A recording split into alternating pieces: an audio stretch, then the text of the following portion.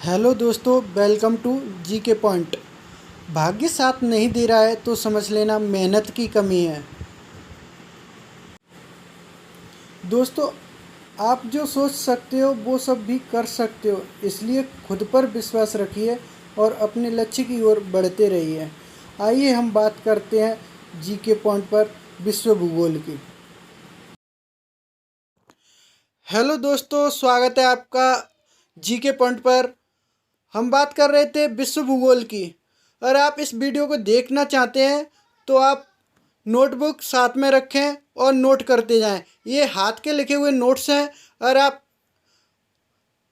आप नोटबुक नहीं भी लेते हैं तो इसका स्क्रीनशॉट खींचें और इसके बाद में नोट्स बनाएं।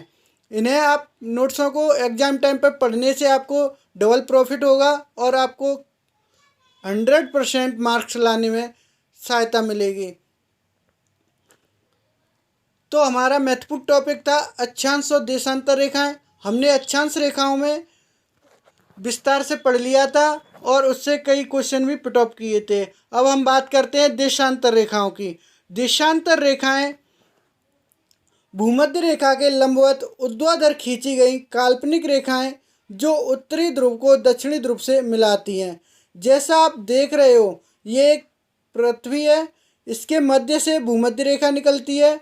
इसके उत्तर में उत्तरी ध्रुव और दक्षिण में दक्षिणी ध्रुव। उत्तरी ध्रुव से दक्षिणी ध्रुव को मिलाने वाली ऊर्ध्वाधर खींची गई काल्पनिक रेखा ही देशांतर रेखा कहलाती हैं।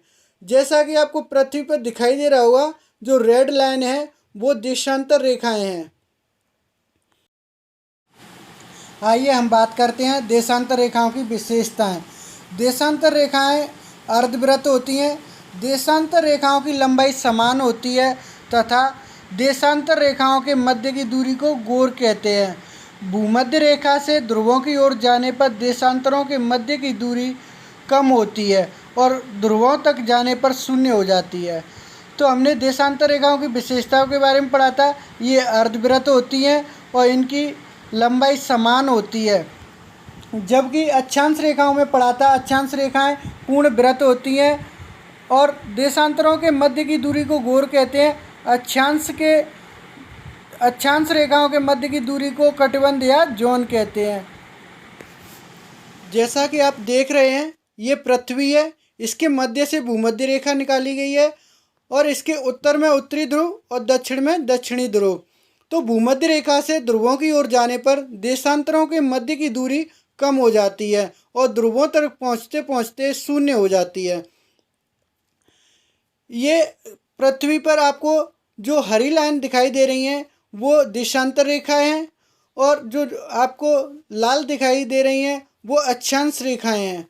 तो दो देशांतरों के मध्य की दूरी को गोर कहते हैं। जो नीले कलर में आपको दिखाई दे रही है उसे गोर कहते हैं और जो ब्लैक दिखाई दे रही है वो दो अक्षांशों के मध्य की दूरी को कटिबंध कहते हैं या जोन कहते हैं। भूमध्य रेखा से ध्रुवों की ओर जाने पर देशांतरों के मध्य की दूरी कम हो जाती है, उत्तरी ध्रुव और दक्षिणी ध्रुव पर शून्य हो जाती है।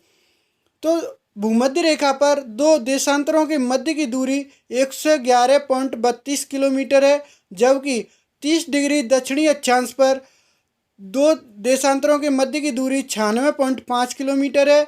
80 डिग्री दक्षिणी अक्षांश पर दो देशांतरों के मध्य की दूरी 19.3 किलोमीटर है और ध्रुवों पर जाते हुए शून्य हो जाती है।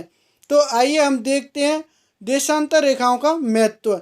देशांतर रेखाओं के महत्व के बारे में जानकारी लेते हैं। आइए बात करते हैं देशांतर रेखाओं का महत्व। देशांतर रेखाओं का महत्व किसी स्थान का समय की गणना के लिए किया जाता है। पृथ्वी की सतह पर स्थित किसी स्थान का ग्रीनविच रेखा के सापेक्ष स्थानीय समय की गणना या निर्धारण किया जाता है। ये ग्लोब है, इस पर जो हरी लाइनें दिख रही हैं वो देशांतर रेखाएं हैं। जो मध्य से होकर रेड लाइन गुजरती है, जो उत्तरी ध्रुव से दक्षिणी ध्रुव को मिलाती है, वह 0 डिग्री देशांतर रेखा है, जिसे हम ग्रीनविच रेखा कहते हैं। इसके पूर्व में पूर्वी देशांतर और पश्चिम में पश्चिमी देशांतर। पूर्वी देशांतर में समय में वृद्धि होती है, जबकि पश्चिमी देशांतर पर जाने पर समय में कमी होती है। तो ये 0 डिग्री देशांतर रेखा है। प्रत्येक देशांतर रेखाओं के मध्य 4 मिनट का अंतर होता है। तो 0 डिग्री देशांतर रेखा से पूर्व देशांतर में 2 डिग्री पूर्वी देशांतर चलेंगे तो मान लो कि 0 डिग्री देशांतर रेखा पर 12 बज रहे हैं। 2 डिग्री पूर्वी देशांतर जाने पर क्या समय होगा? तो 1 डिग्री जाने पर 4 मिनट बढ़ते हैं, तो 2 डिग्री जाने पर 8 मिनट होंगे, तो 12:08 हो जाएंगे। यही समय 0 डिग्री से पश्चिम की देशांतर रेखा की ओर जाने पर, जब हम 2 डिग्री पश्चिमी देशांतर की ओर जाएंगे तो 12 बजे में से 8 मिनट कम कर देंगे, तो हमारा समय होगा 11:52। तो आपको समझ में आ गया होगा कि देशांतर रेखाओं का महत्व समय के निर्धारण के लिए किया जाता है और 2 देशांतरों के मध्य 4 मिनट का अंतर होता है। जब हम 1 डिग्री जाएंगे तो 4 मिनट, पूर्वी देशांतर जाएंगे तो वृद्धि होगी और पश्चिमी देशांतर जाएंगे तो कमी होगी। अब हम बात करते हैं ग्रीनविच रेखा की। ग्रीनविच रेखा किसे कहते हैं? आइए देखते हैं ग्रीनविच रेखा। आइए हम बात करते हैं ग्रीनविच रेखा की। ग्रीनविच रेखा को प्रधान मध्याह्न रेखा या प्रधान यामोत्तर रेखा भी कहते हैं। ग्रीनविच रेखा किसे कहते हैं? ग्रीनविच रेखा भूमध्य रेखा के लंबवत उत्तरी ध्रुव को दक्षिणी ध्रुव को मिलाने वाली ऊर्ध्वाधर काल्पनिक रेखा होती है, जो पृथ्वी को ऊर्ध्वाधर 2 भागों में विभाजित करती है। जैसा कि आप इस मैप को देख रहे होंगे, इसमें 0 डिग्री देशांतर रेखा, जिसे हम ग्रीनविच रेखा कहते हैं, यह इंग्लैंड यानी कि लंदन में ग्रीनविच वेधशाला के होकर गुजरती है, इसलिए इसको ग्रीनविच रेखा के नाम से जाना जाता है। इसके पूर्व में पूर्वी गोलार्ध, जिसे हम पूर्वी देशांतर कहते हैं, और इसके पश्चिम में पश्चिमी गोलार्ध, जिसे हम पश्चिमी देशांतर कहते हैं। ये थी ग्रीनविच रेखा, जिसके बारे में हमने पढ़ा था। अब हम पढ़ने वाले हैं अंतर्राष्ट्रीय तिथि रेखा के बारे में। अंतर्राष्ट्रीय तिथि रेखा यानी 180 डिग्री देशांतर रेखा को अंतर्राष्ट्रीय तिथि रेखा कहते हैं। अंतर्राष्ट्रीय तिथि रेखा किसे कहते हैं? पृथ्वी पर समय की गणना हेतु प्रशांत महासागर के मध्य से उत्तर से दक्षिण की ओर खींची गई 180 डिग्री देशांतर रेखा को अंतर्राष्ट्रीय तिथि रेखा की संज्ञा दी गई है। अंतर्राष्ट्रीय तिथि रेखा को टेढ़ी मेढ़ी रेखा भी कहा जाता है।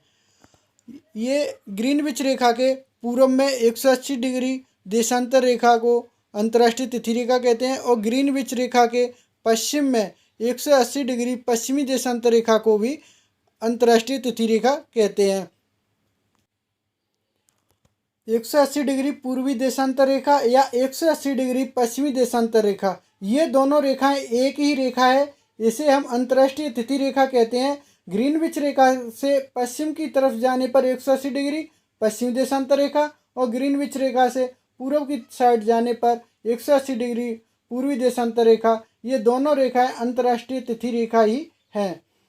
ये अंतर्राष्ट्रीय तिथि रेखा का निर्धारण वांशिगटन DC USA से होता है और यह अंतर्राष्ट्रीय तिथि रेखा एक टेढ़ी मेढ़ी रेखा है।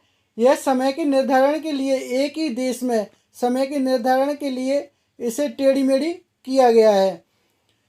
जब ग्रीनविच रेखा से पूर्व में 180 डिग्री देशांतर रेखा होती है, वहाँ एक दिन में कमी आती है, जबकि ग्रीनविच रेखा से 180 डिग्री पूर्वी देशांतर पर जाने पर एक दिन में वृद्धि होती है। आइए देखते हैं अंतर्राष्ट्रीय तिथि रेखा को। जैसा कि आपको ये दिखाई दे रहा है, ये टेढ़ी मेढ़ी रेखा ही अंतर्राष्ट्रीय तिथि रेखा है। इसको टेढ़ी मेढ़ी इसलिए किया गया है कि एक ही देश में एक ही महाद्वीप में समय का अंतर ना हो, इसलिए इसको 3 जगह से टेढ़ी मेढ़ी किया गया है। एक अलास्का से, दूसरा बेरिंग सागर से और तीसरा फिजी और न्यूजीलैंड से। यह 180 डिग्री देशांतर रेखा, जिसे हम अंतर्राष्ट्रीय तिथि रेखा कहते हैं, इसे फिजी और न्यूजीलैंड के समय में अंतर ना हो, इसलिए इसे टेढ़ा मेढ़ा किया गया है। तो अब आपको समझ में आ गया होगा कि अंतर्राष्ट्रीय तिथि रेखा, जो कि 180 डिग्री देशांतर रेखा को अंतर्राष्ट्रीय तिथि रेखा कहते हैं। आइए बात करते हैं मानक समय रेखा की। मानक समय रेखा किसी देश के मध्य से गुजरने वाली देशांतर रेखा जिसके सापेक्ष उस देश के समय का निर्धारण किया जाता है, वह उस देश की मानक समय रेखा कहा जाता है। भारत की मानक समय रेखा 82.5 डिग्री पूर्वी देशांतर रेखा को भारतीय मानक समय रेखा कहा गया है। यह भारतीय मानक समय रेखा प्रयागराज इलाहाबाद के निकट मिर्ज़ापुर से गुजरती हुई यह भारत के 5 राज्यों से होकर गुजरती है: उत्तर प्रदेश, मध्य प्रदेश, छत्तीसगढ़, उड़ीसा और आंध्र प्रदेश। लगभग 82.5 डिग्री पूर्वी देशांतर रेखा या मानक समय रेखा भारत के लगभग मध्य से होकर गुजरती है। यह भारतीय समय रेखा और ग्रीनविच रेखा से 5.5 घंटे के आगे है। स्थानीय समय रेखा किसे कहते हैं? स्थानीय समय रेखा किसी स्थान के समय का निर्धारण वहां से गुजरने वाले देशांतर रेखा के द्वारा किया जाता है, उसे हम स्थानीय समय रेखा कहते हैं। आइए बात करते हैं समय कटबंध की, जिसे हम टाइम जोन कहते हैं। हमारी पृथ्वी को 24 कटबंधों में बांटा गया है। रूस में 11 कटबंध हैं और कनाडा में 5, यूएसए में 4 और यूरोप में 3। ये समय कटबंध जब किसी देश का पश्चिम पूर्व विस्तार अधिक होता है तो उस देश का प्रमाणिक समय का निर्धारण करना कठिन होता है, तो इस कारण हम उसे अलग अलग समय क्षेत्र में विभाजित करते हैं। प्रत्येक समय क्षेत्र को समय कटबंध कहा जाता है। यह ग्रीनविच समय से 1 घंटा अधिक होता है। तो समय कटबंध किसे कहा जाता है और समय कटबंध की क्या ज़रूरत होती है? समय कटबंध जब किसी देश का पश्चिम से पूर्व विस्तार अधिक हो तो उस देश का प्रमाणिक समय निर्धारण करना कठिन होता है, इसीलिए समय कटबंध की ज़रूरत होती है। इसी कारण उसे अलग अलग समय क्षेत्र में विभाजित किया जाता है और प्रत्येक समय क्षेत्र को समय कटबंध कहा जाता है। हमारी पृथ्वी को 24 समय कटबंधों में बांटा गया है। रूस में 11 समय कटबंध, कनाडा में 5 समय कटबंध और यूएसए में 3 तथा यूरोप में 4 कटबंध हैं। ये ग्रीनविच रेखा से 1 घंटा अधिक हैं। अगर वीडियो पसंद आए तो लाइक करें, शेयर करें एंड सब्सक्राइब करें। बेल आइकन दबाना ना भूलें। देखते रहें जीके पॉइंट। स्क्रीनशॉट लेना ना भूलें और अपनी पढ़ाई जारी रखें। थैंक यू, धन्यवाद।